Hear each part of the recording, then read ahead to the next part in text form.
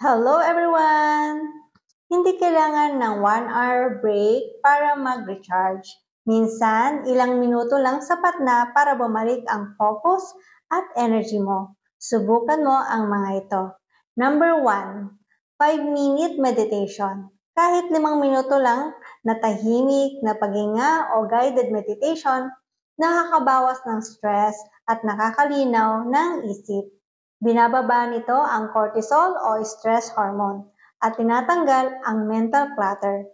Perfect bago o pagkatapos ng meeting o sa pagitan ng task.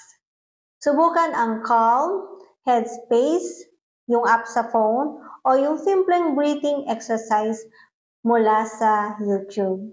Number 2, mabilis na lakad sa labas. Kahit mga 5 to 10 minutes na paglalakad lang, makakatulong na ma-refresh ang katawan at isipan.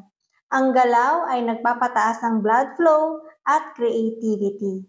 Plus, ang natural na light at hangin ay pampaganda ng mood. Kung pwede, mag-break sa labas o kahit sa paligid lang ng opisina. Number 3, phone free. Ilagay muna ang phone sa tabi at bigyan ng pahinga ang utak sa notifications at endless scrolling.